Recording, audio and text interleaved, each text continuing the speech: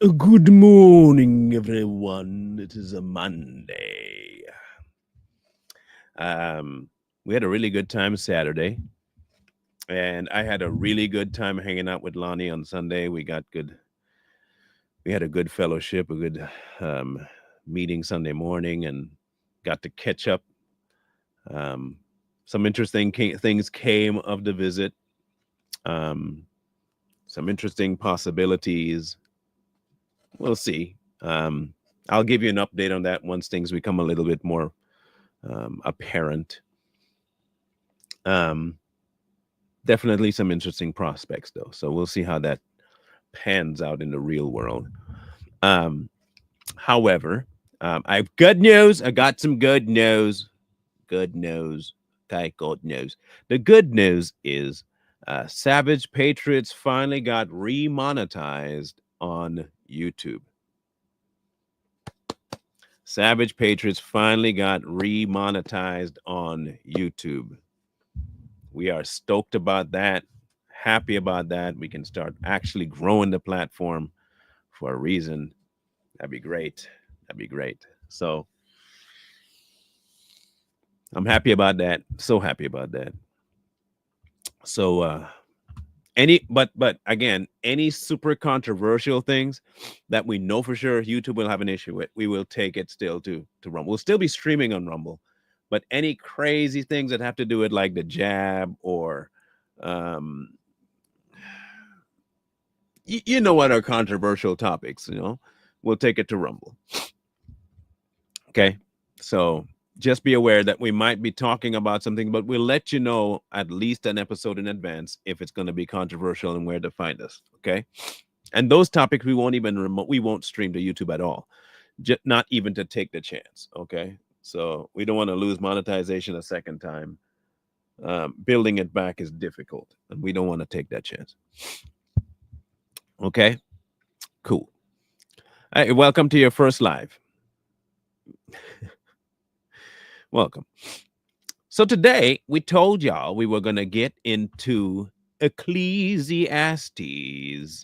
I don't know how long we'll be here, um, but we'll be here for as long as I guess we'll be here.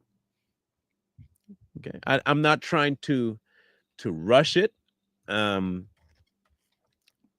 I really am not. I'm just not trying to make this a Speedy Gonzalez competition. We'll get what we need to get, when we need to get it, how we need to get it. Looking at something here real quick. Um, so we're not going to try and bolt our way through. It's only 12 chapters, and it might go really really quick. But again, I'm not trying to put a time frame on it at all. And remember, please, people coming to this platform thinking, "Oh, he's a teacher. He's got this." I don't have any credentials whatsoever. I am y'all reading the book for what it says. So far, what I have seen about the book is this: I really don't need to have a whole lot of education to read it. I don't. I don't have to have a whole lot of education to read the book. I just have to read the book in context. It really tells you everything you really need to know about the who, the what, the why, and the where. It's kind of odd, but it does. Now, does having more information hurt you at all? No, no. Get that information as long as it leads you to a deeper relationship with Christ, obviously. But if you're just wanting knowledge, that's a little bit different. Okay. Word says so, not me. All right, so let's start. The words of the preacher, the son of David, king in Jerusalem. Vanity of vanities, says the preacher. Vanity of vanities. All is vanity.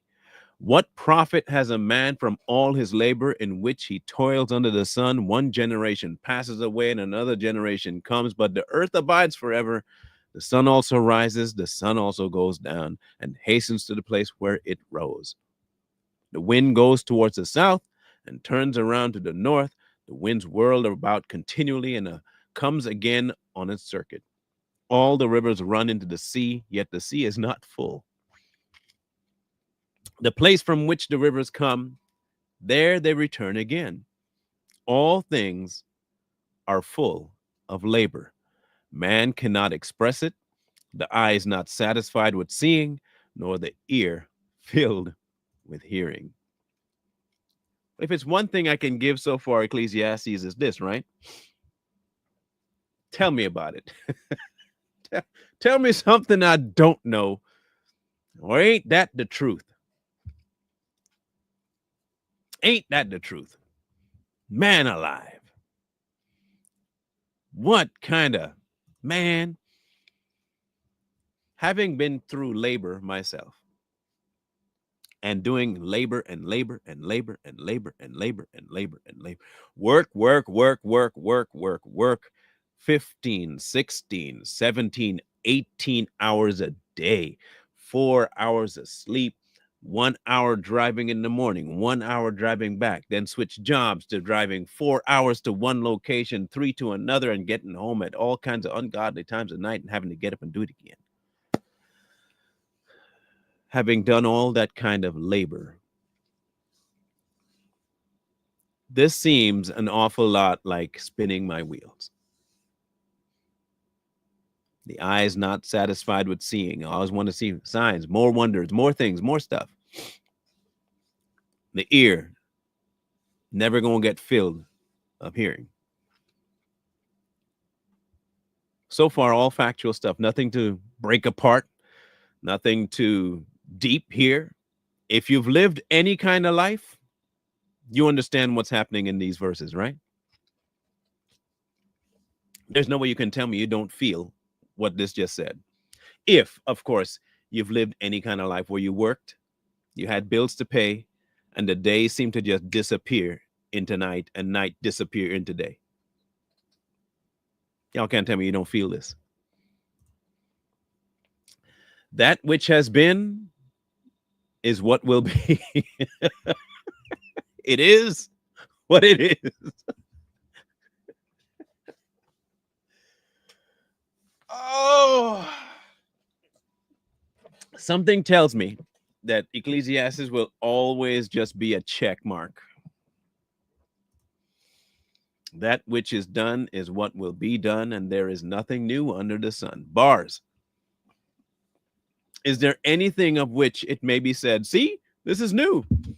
Hold on, hold on, hold on. I thought people would constantly say, God is doing a new thing. And didn't God say he was doing something new? The statement is there anything of which it may be said, see, this is new? Now, people will say, see, contradiction. Is it? Or is this particular thing about the cycle of mankind, not Godkind? This is the cycle of man. This has nothing to do with what God had planned, new or old. This is about what man deals with. You remember that little punishment we got in the garden? Y'all remember that punishment, that small punishment that man got? Not woman. I'm talking about what man got. That little bitty punishment that we got, the one that really didn't, the small one that didn't matter much. Y'all remember that one? Let's recap it real quick. Let's recap this real quick, because I think now. I think it would be essential to remind ourselves of what that was. Okay, I think we need to remind ourselves of what that punishment actually was. So let's read it here in Genesis 3. Okay, in Genesis 3, verse 17, then to Adam he said, because you have heeded the voice of your wife and have eaten from the tree which I commanded you, saying, you shall not eat of it, cursed is the ground for your sake. In toil you shall eat of it all the days of your life. but thorns and thistles it shall bring forth. Labor and labor and labor. And you shall eat the herb of the field, in the sweat of your face you shall eat bread till you return to the ground, for out of it you are taken, for dust you are, dust you will return. What has been is what will be. Amazing, isn't it? The cycle of man. It has already been an ancient times before us. There is no remembrance of former things, nor will there be any remembrance of things that are to come by those who will come after. We forget stuff so hastily. Very few will keep in mind history. Very few and keep in mind what will be a defect on the future. He's talking about us right now. Solomon is talking about us right now.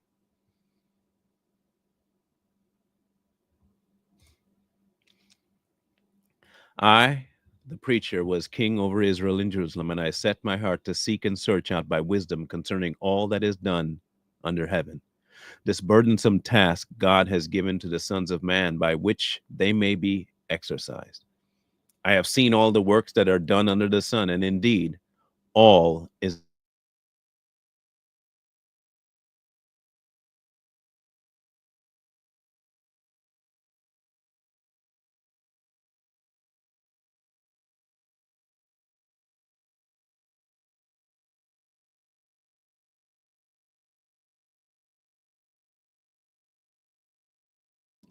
Where did I go out? Let me know where I went out. Did I finish grasping after the wind? Did I finish grasping after the wind?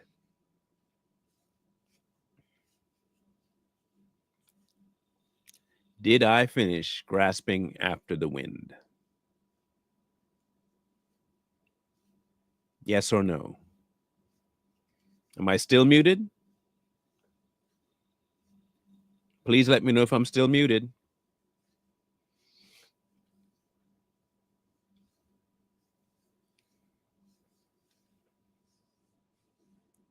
Okay. We'll start at 14 then. I have seen all the works that are done under the sun, and indeed, all is vanity and grasping for the wind. All of it. There's nothing that you're doing right now, nothing that has any merit to it on its own. Everything is just a grasping after the wind, toil for toil reasons, and exercise and learning for learning. That's it. What is crooked cannot be made straight. What is lacking cannot be numbered. You know how when people say God's going to fix this and God's going to fix that and fix that, is that what he said? Again, Ecclesiastes is just bringing forth the very basic of the basic knowledge, right? It's truth bombs, but it's very straightforward. Did God say he was going to fix anything? Repair? And I'm talking about us. Because remember, Ecclesiastes is straightforward, man built orientated things. Okay, cool. We fell. There's no making straight us. I commune with my heart, saying, look, I have attained greatness and have gained more wisdom than all who were before me in Jerusalem. My heart has understood great wisdom and knowledge, and I set my heart to know wisdom and to know madness and folly. I perceive that this also is grasping for the wind. That's crazy to be said by the smartest man to ever walk the earth. Understand me, the most intelligent human being to ever walk the earth is telling you that being intelligent is grasping for the wind. For in much wisdom is much grief, and he who increases knowledge increases sorrow. I'm glad I'm a dummy. I'm glad I'm a dummy. I'm good with that. I'm good with being silly. I'm good with it. I said in my heart, come now, I will test you with mirth. Therefore enjoy pleasure, but surely this is also vanity. I said of laughter, madness, and of mirth, what does it accomplish? I searched in my heart how to gratify my flesh with wine, while guiding my heart with wisdom, and how to lay hold on folly, till I might see what was good for the sons of men to do under heaven all the days of his life. This man done told you I partied like a rock star all day long, and it didn't give me anything. I drank and drank and drank wine till my flesh was consumed with it. I was even smart while drinking wine. And I also did the most stupid things to see if what life had to offer was good. Solomon did it all.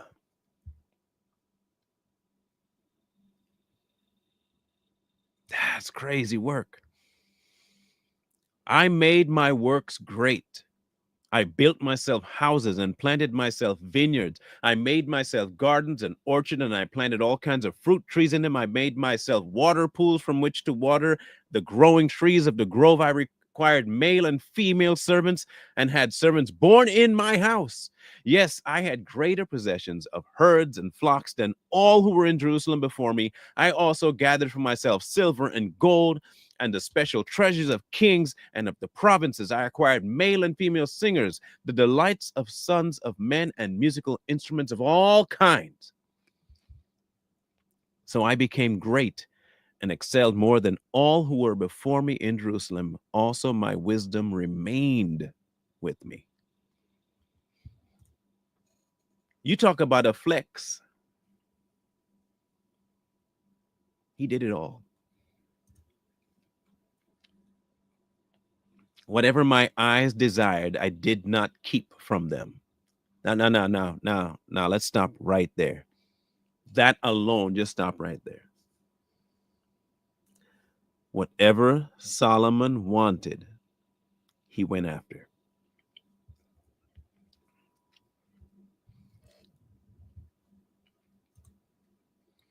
I did not withhold my heart from any pleasure, for my heart rejoiced in all my labor. I earned this, and this was my reward for all my labor. Then I looked down on all the works of my hand that my hands had done, and on the labor in which I had toiled, and indeed all was vanity and grasping for the wind. There was no profit under the sun. Let me ask the most obvious question then. Why is it that today's preachers, and this is a preacher, right? Why is it that today's preachers will tell you to pursue and have God give you all the things that Solomon is telling you is worthless? Answer me that. If this is all a chasing and grasping after the wind, why are modern day preachers pushing today's people that say they believe to gain all the things that he just told you are worthless?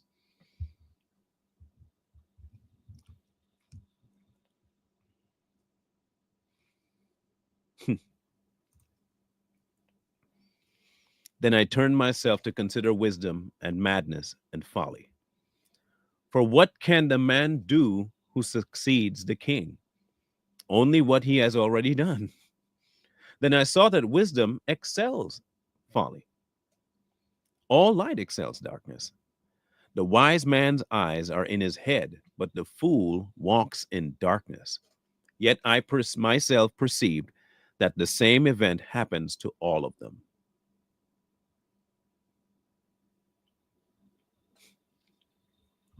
So I said in my heart, as it happens to the fool, it also happens to me. And why was I then more wise? Then I said in my heart, this also is vanity. There is no more remembrance of the wise than of the fool forever.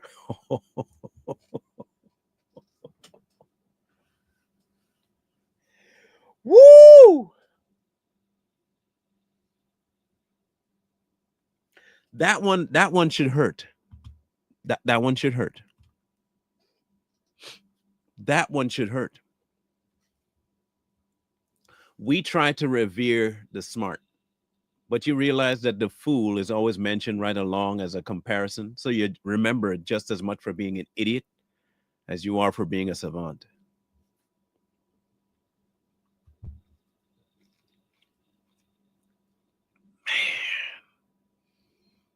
What? Since all that now is will be forgotten in the days to come, and how does a wise man die? As the fool.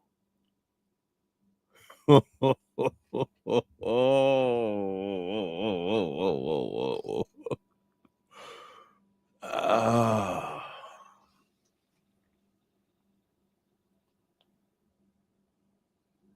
Mm, mm, mm.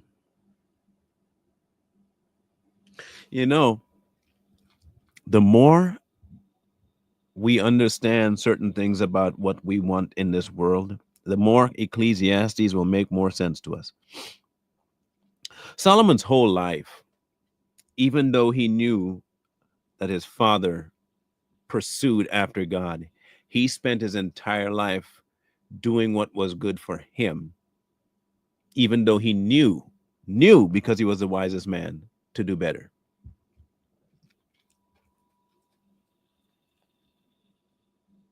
Ain't that something? He is proof that wisdom and folly, if not applied via God, results in the exact same thing: meaninglessness, folly, grasping after the wind. Hmm. Therefore, I hated life because the work that was done under the sun was distressing to me, for all is vanity and grasping after the wind. Then I hated all my labor in which I had toiled under the sun, because I must leave it to the man who will come after me. And who knows whether he will be a wise person or a fool? Yet he will rule over all my labor in which I toil and in which I have shown myself wise under the sun. This is also vanity. Therefore I turned my heart and despaired of all the labor in which I had toiled under the sun. For there is a man whose labor is with wisdom, knowledge, and skill, yet he must leave his heritage to a man who has not labored for it. This also is vanity and a great evil. For what has man for all his labor, and for the striving of his heart, with which he toiled under the sun? For all his days are sorrowful, and his work burdensome. Even in the night his heart takes no rest. This is also vanity. I will tell you, I identify with that more than anything else right there. That last line, 23. For all his days are sorrowful, and his work burdensome. Even in the night his heart takes no rest. Facts. Before I relinquished control to Christ, that was my life. Worked all day, could not do what I wanted to do, but I had to. Sorrow. Everything was burdensome. Even in the night, I couldn't sleep.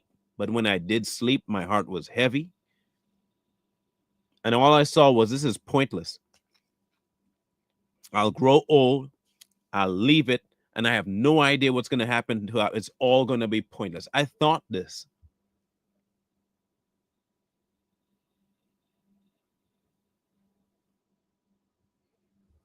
These are all factual statements by Solomon. Nothing is better for a man than that he should eat, drink, and that his soul should enjoy in his labor. This also I saw was from the hand of God. For who can eat or who can have enjoyment more than I? For God gives wisdom and knowledge and joy to a man who is in good in his sight, but to the sinner he gives work of gathering and collecting, that he may give to him who is good before God. This also is vanity and a grasping for the wind.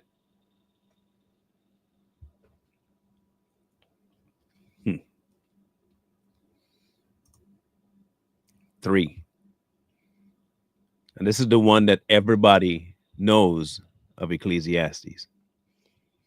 It does sound like depression, which makes you have to wonder, is the description of depression really a description of just life? And what we've been told as the opposite of depression is actually still just life, but you lying to yourself. Like self-worth. You want to get a little bit of a reckoning here? What are you worth? Let me ask you this. And people tell you you need to have some self-worth. You've heard that one before? Self-esteem. Have you heard about that one? Self-esteem. How good are you?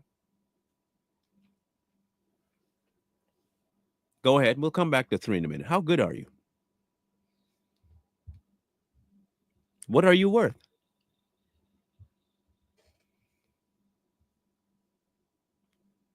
What are you worth? What self-esteem are you looking to have? When we tell people have self-esteem, what exactly are we telling them? What are you worth? What are my children worth? This is where we're going to get into some deep water here, right?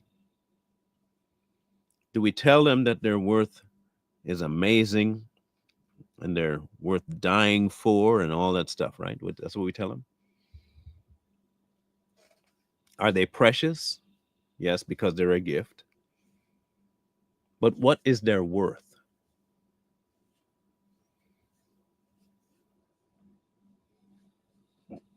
You see, there are two ways to look at that, right? Your worth, your worth in Christ, big difference. Immeasurable worth in Christ, death and the grave in yourself. So don't have self esteem. I don't want to have self esteem. I don't want my children to have self esteem. I want them to have an identity in Christ, to not look at self. Self will disappoint you every time. You're going to do some stupid stuff. And if you think self esteem is going to save you from doing stupid stuff, you obviously don't know yourself.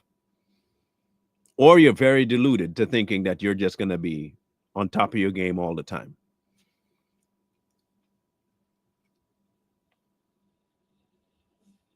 The world has told mankind that there are plenty, they are a lot, they're enough. You are enough. They'll tell you that. That's a great mantra for the church now. You are enough.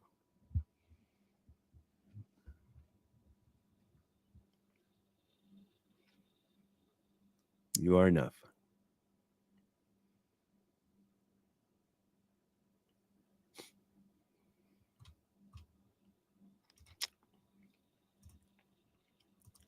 To everything, there is a season, a time for every purpose under heaven, a time to be born and a time to die, time to plant, a time to pluck what is planted, a time to kill, a time to heal, a time to break down, a time to build up, a time to weep, a time to laugh, a time to mourn, a time to dance, a time to cast away stones, a time to gather stones, a time to embrace, and a time to refrain from embracing, a time to gain and a time to lose, a time to keep and a time to throw away, a time to tear and a time to sow, a time to keep silence and a time to speak, a time to love and a time to hate. Yeah, there is a time for that. Time of war and a time of peace.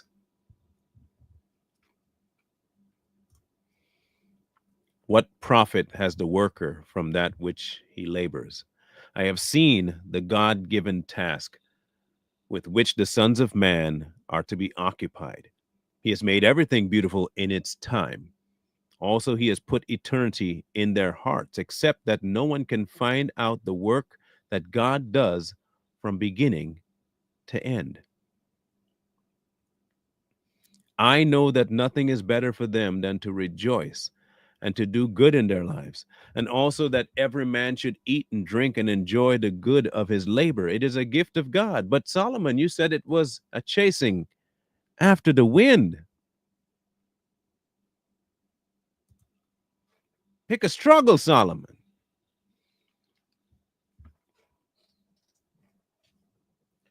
Pick a struggle.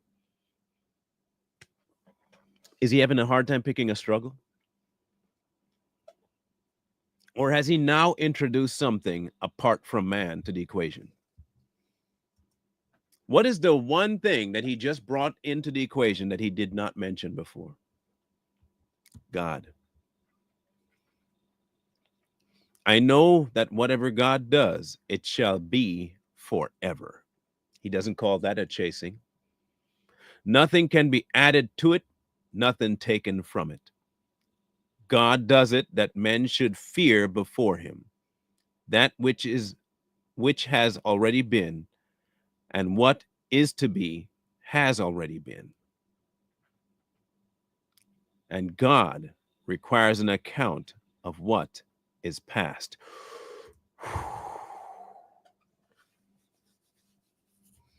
That last line, that last line sums up the need for Jesus right there. That last line sums up everything in Jesus right there.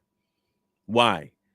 Because before God, there is a requirement of an account for what is past, meaning our sin. And he requires that. He requires that account. And he required it and came due, and it was paid for by him.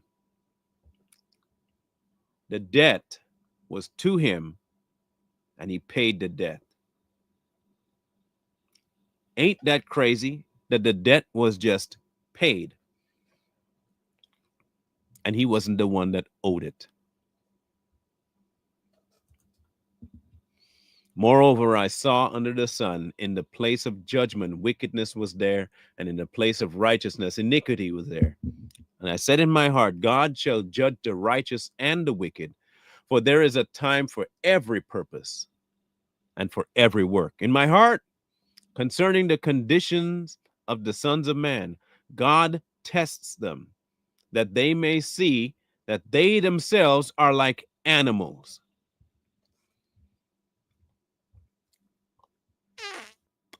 Uh-oh. Uh-oh. Off and on. I think we need to get back into it, but I have, yes. Huh. Did you catch that? God tests them that they may see that they themselves are like animals. For what happens to the sons of men also happens to animals. One thing befalls them, as one dies, so dies the other.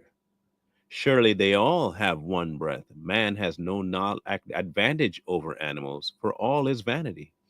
All go to one place. All are from dust, and all return to dust. Who knows the spirit of the sons of men, which goes upward, and the spirit of animal, which goes down to the earth? So I perceive that nothing is better than that a man should rejoice in his own work, for that is his heritage. For who can bring him to see what will happen after him? You're gone. You worry and stress about that, but it's pointless to.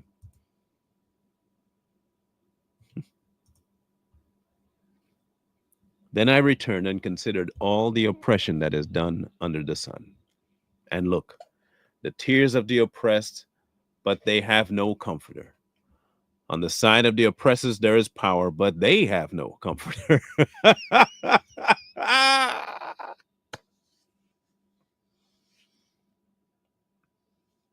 You ever think about a comforter for the oppressors? Ever thought about an oppressor having a comforter? Why would people oppress others? Are they not also in distress?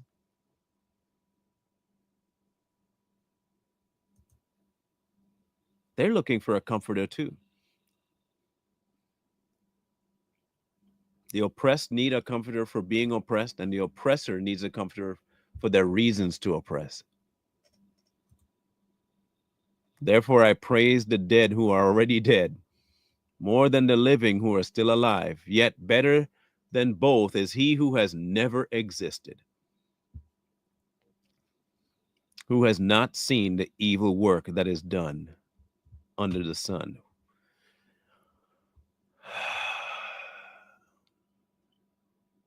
Mm, mm, mm, mm.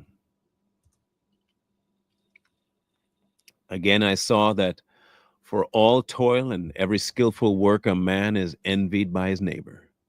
This also is vanity and grasping for the wind. The fool folds his hand and consumes his own flesh.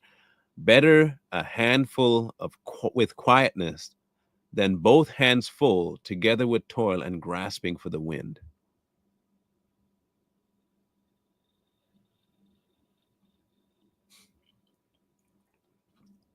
I want to break this down. The fool folds his hand and consumes his own flesh. Laziness, right? Slothfulness. Better a handful with quietness than both hands full together with toil and grasping for the wind. Because it all ends up the same. One just requires more effort. Then I returned, and I saw vanity under the sun. There is one alone, without companion. He has neither son nor brother. Yet there is no end to all his labors, nor in his eye satisfied with riches. But he never asks, for whom do I toil and deprive myself of good? This also is vanity and a grave misfortune. Two are better than one, because they have a good reward for their labor. For if they fall, one will lift up his companion. But woe to him who is alone when he falls, for no one will help him up. Again, if two lie down together, they will keep warm. But how can one be warm alone? Though he may be overpowered by another, two can withstand him. And a threefold cord is not quickly broken. But remember, all of this without purpose is a chasing after the wind. We try to make all this stuff make sense without God. Solomon's telling you this. Better a poor and wise youth than an old and foolish king who will be admonished no more. For he comes out of prison to be king, although he was born poor in his kingdom.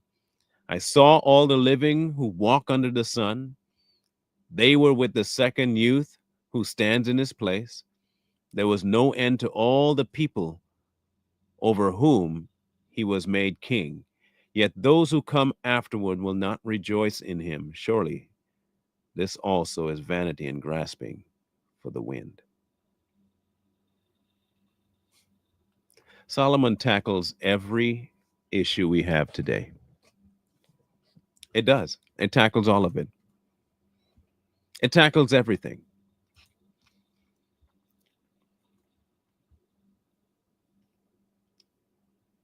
Everything.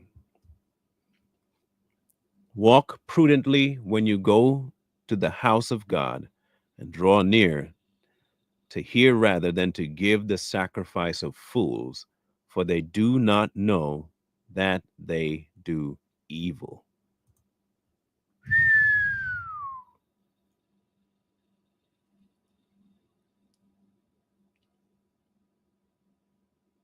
Hmm. Do not be rash with your mouth, and let not your heart utter anything hastily before God. For God is in heaven, and you are on earth. Now, manage and remember, try to remember all the people that like to scream at God and tell him what for and tell him I don't need him and all that stuff. They speak hastily, right? Therefore, let your words be few, for a dream comes through much activity, and a fool's voice is known by his many words. Isn't that the open your mouth and remove all doubt kind of thing? Okay. When you make a vow to God, do not delay to pay it.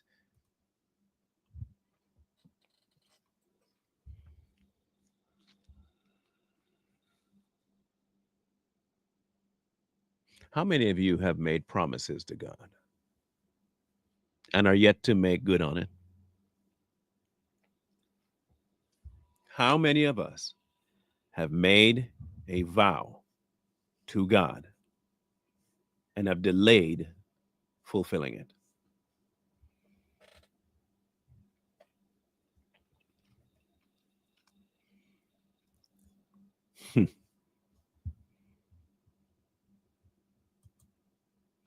When you make a vow to God, do not delay to pay it, for he has no pleasure in fools.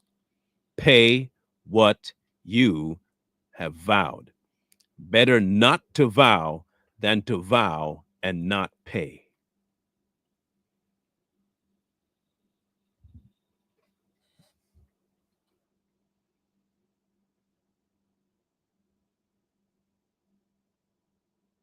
Mm, mm, mm.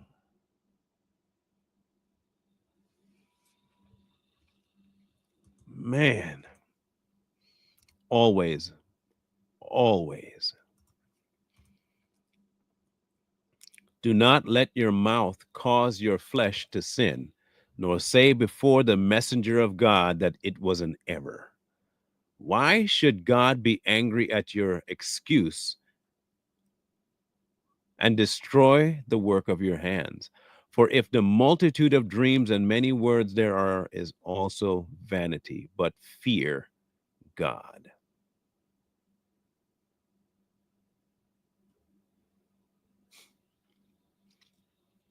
If you see the oppression of the poor and the violent perversion of justice and righteousness in a province, do not marvel at the matter, for high official watches over high official, and high officials are over them. Pause real quick. Pause. We talk about this great awakening and seeing that the elites are in charge and the ones that run the world are just a few handful of people. Is that new? Is that new? It's not new. Solomon mentioned it. Solomon is mentioning that.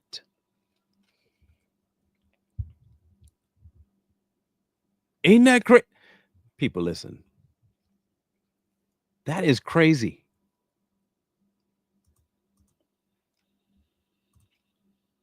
Moreover, the profit of the land is for all. Even the king is served from the field. He who loves silver will not be satisfied with silver. He who loves abundance with increase. This also is vanity.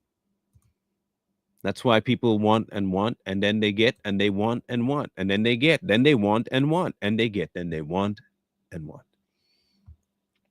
When goods increase, they increase who eat them. So, what profit have the owners except to see them with their eyes? The sleep of a laboring man is sweet, whether he eats little or much, but the abundance of the rich will not permit him to sleep. He's always going to be worried about whether it's going to be there in the morning. There is a severe evil which I have seen under the sun, riches kept for their owner to his hurt. But those riches perish through misfortune, and he begets a son, there is nothing in his hand. And he came from his mother's womb, naked he shall return to go as he came. And he shall take nothing from his labor, which he may carry away in his hand.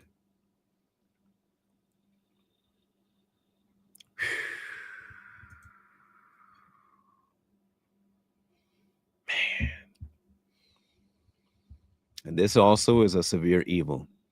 Just exactly as he came, so he shall go. And what profit has he who has labored for the wind. All his days he also eats in darkness, and he has much sorrow and sickness and anger. Here's what I have seen. It is good and fitting for one to eat and drink, and to enjoy the good labors of his hand, in which he toils under the sun all the days of his life, which God gives him. For it is his heritage. As for every man to whom God has given riches and wealth, and given him power to eat of it, and receive the heritage, and rejoice in his labor, this is a gift from God. Ain't nothing wrong with enjoying what you got. For he will not dwell unduly in the days of his life, because God keeps him busy with the joys of his heart. There's nothing wrong with it. However, it's a laboring under the sun and a chasing after the wind. If this is all you do, pointless.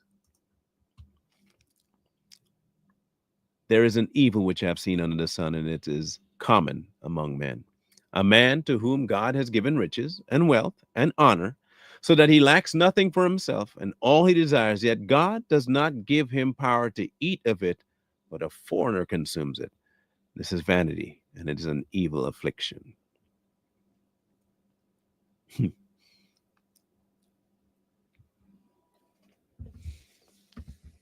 If anyone ever seems to think that the Bible has no lessons and that the Bible is a pointless book and that the Bible doesn't touch on things that affect you today, then it tells me that you have not read the Bible.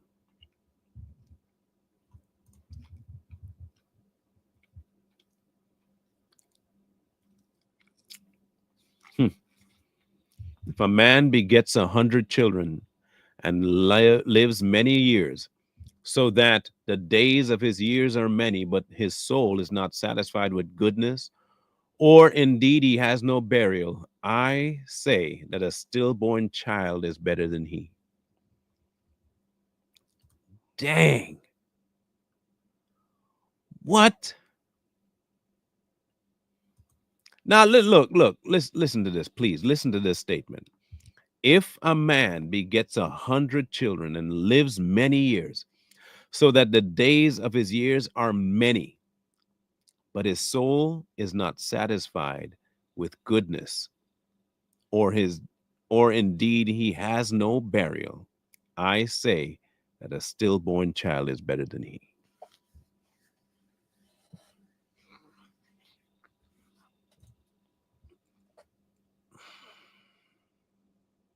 Dang. For it comes in vanity and departs in darkness, and its name is covered with darkness. Though it has not seen the sun or known anything, this has more rest than that man. Even if he lives 1,000 years twice, but has not seen goodness, do not all go to one place?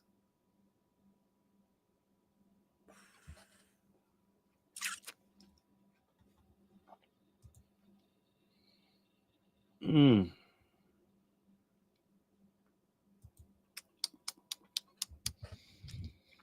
All labor of man is for his mouth. Is that true? All the days of your life, this is what God says, right? Cursed is the ground for your sake. In toil you shall eat of it all the days of your life. Both thorns and thistles it shall bring forth for you, and you shall eat the herb of the field. In the sweat of your face you shall eat bread till you return to the ground. So, yes, indeed, Solomon was right. It's in the curse that we brought upon ourselves in the garden. Solomon confirms the curse.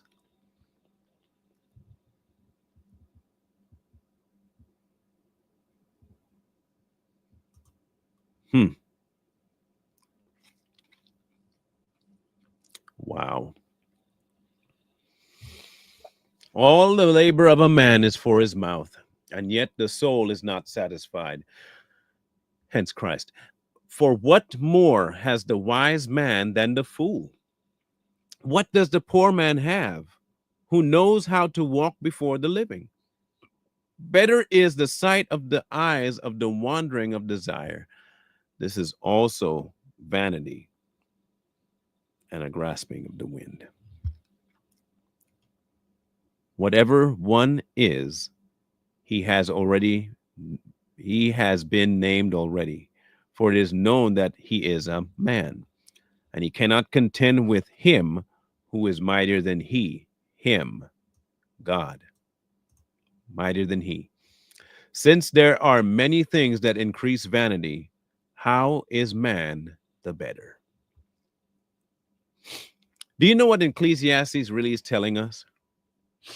It is confirming for us what Christ told us about us. We are indeed worth the grave.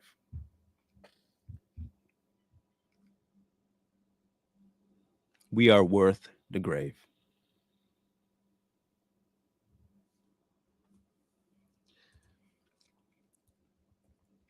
For who knows what is good for a man in life? All the days of his vain life, which he passes like a shadow. Who can tell a man what will happen after him under the sun?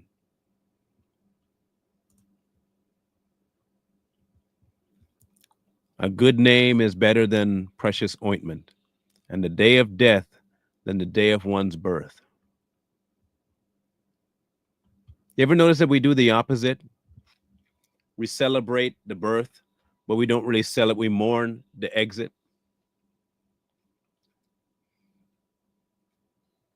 We mourn death, celebrate life.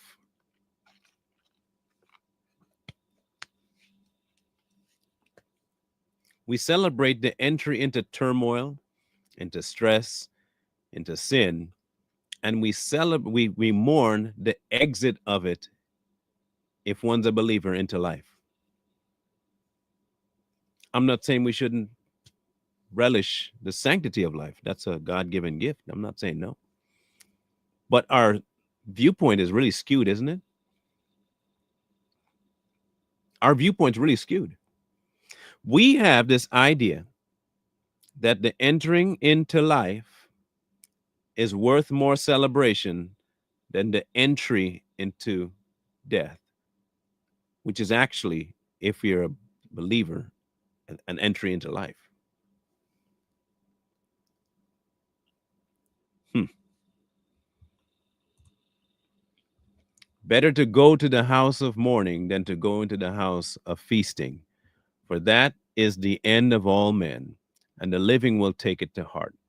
Sorrow is better than laughter, for by a sad countenance the heart is made better. What did David say? What did David say? A broken and contrite heart you will not despise. The heart of the wise is in the house of mourning, but the heart of fools is in the house of mirth. Party like a rock star. It is better to hear the rebuke of the wise than for a man to hear the song of fools. For like the crackling of the thorns under a pot, so is the laughter of the fool. This is also vanity. Surely oppression destroys a wise man's reason, and a bribe debases the heart. The end of a thing is better than its beginning. The patient in spirit is better than the proud in spirit. Do not hasten in your spirit to be angry, for anger rests in the bosom of fools. Do not say, why were the former days better than these? Uh-oh, uh-oh, uh-oh, uh-oh, uh-oh, uh-oh.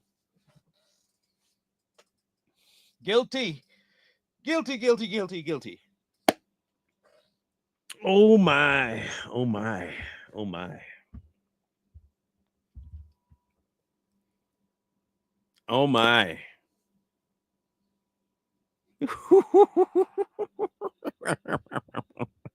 Oh my. Y'all do that? Tell me y'all don't do that. Y'all don't do that? It used to be so much better when I was younger. Life wasn't so bad when I was small. I wish we could go back to when that.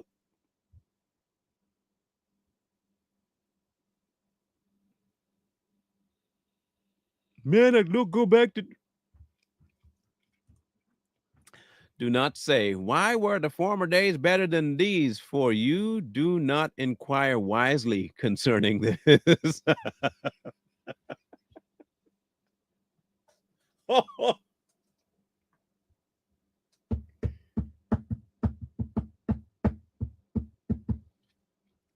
It's crazy that we want to go back to the good old days, but we still long for the future when Christ will come. You can't have it both ways, man.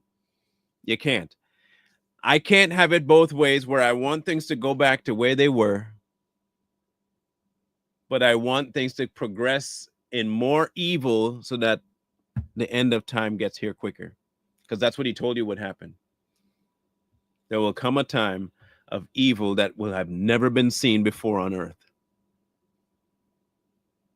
And if that's the case, then we cannot go back to a past time. We cannot go back to the good old days. There is no good old days to go back to. And wishing for it means that you have not inquired wisely about this. I have not inquired wisely about it.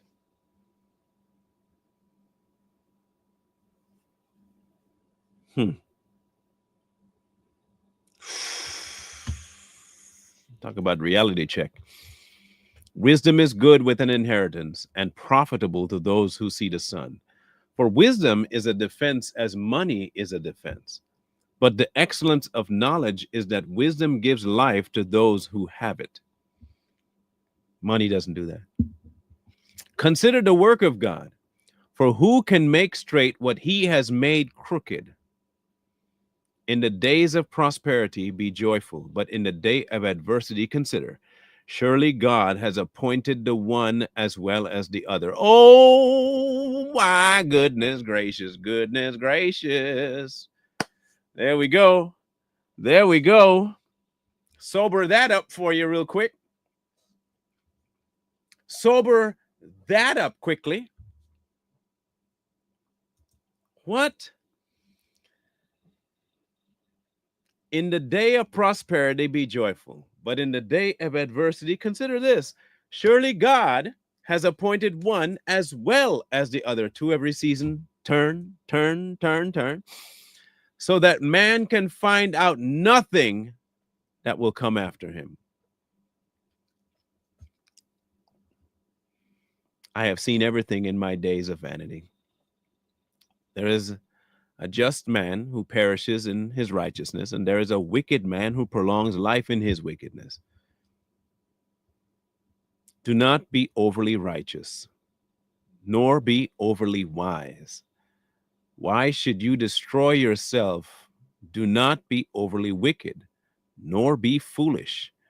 Why should you die before your time? It is good that you grasp this. And that death isn't what you're thinking he's thinking about in terms of expiring from this life. Because you remember he talked about living being just as though you were dead. Earlier on, he said this. Also, do not remove your hand from the other, for he who fears God will escape them all. Don't stop praying. Wisdom strengthens the wise more than 10 rulers of the city.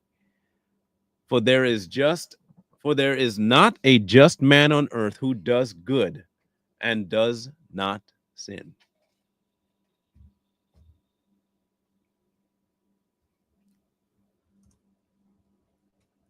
I'll let that one sit on your conscience for a minute.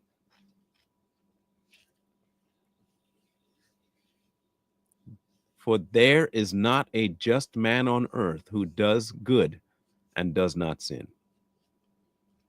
All have sinned.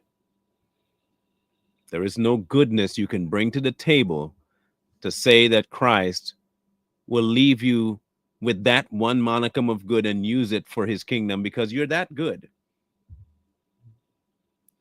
All sin, makes you irrelevant to the task. And do not take to heart everything people say, lest you hear your servant cursing you.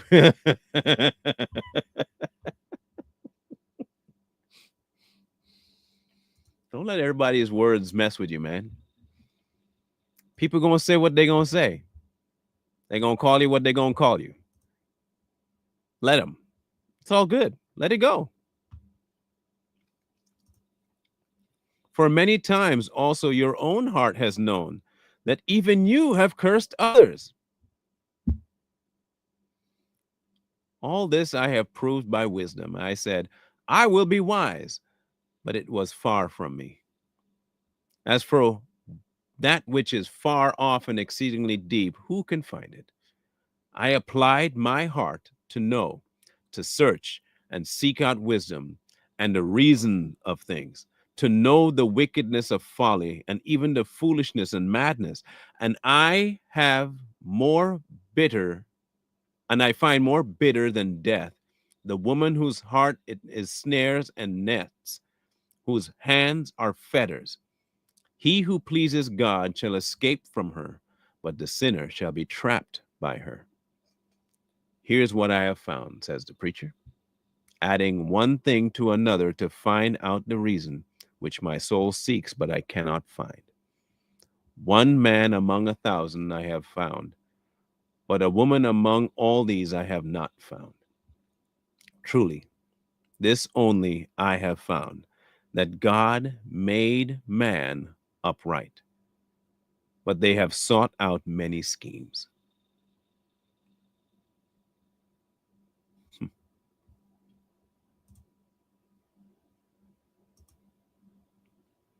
You know, making it to 7 was not in my Rolodex.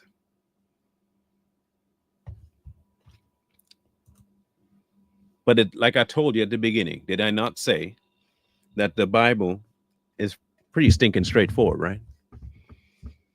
I said that at the beginning. Reading the book does not mean that you need to have an excelling mind of literacy when it comes to the history of the book and where the book was written and the time the book was written and what language was written. You won't find a contradiction if you just but read it. People find things to mess with the Bible when they go in reading what they think it's supposed to say, go in reading what they want it to say, and when it doesn't, there's a contradiction.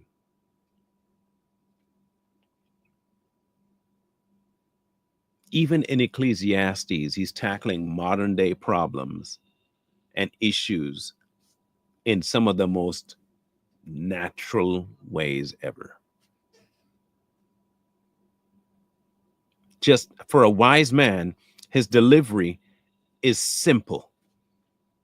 He's not being so brained that he's trying to make people have to figure out stuff. It's just right there.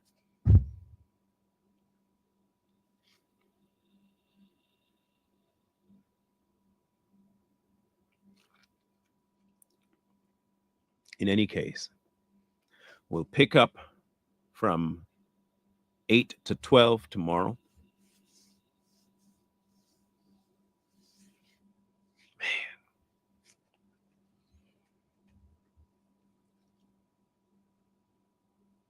Anyway, I just want to, I'm sitting here in shock because although I've read Ecclesiastes before and I know how straightforward it is,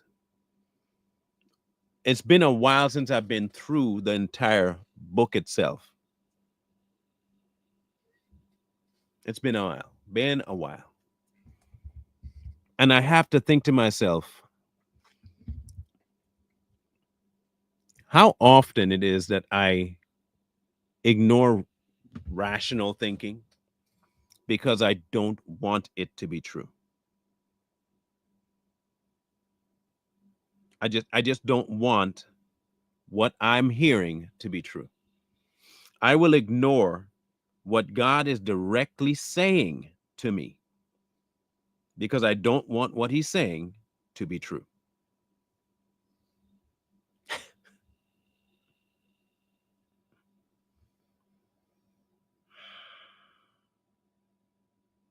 What does that say about my actual commitment to what I say is true? Because in many ways, I find myself unsure about a lot of things. But he makes it very stinking plain. And I have to think to myself, it must be confusing because I don't want it to be true. Because there's something that I'm trying to hold on to keep what I've always thought about it at the forefront.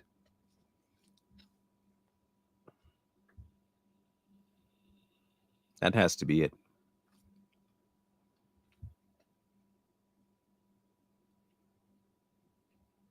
In any case, we'll be back tomorrow.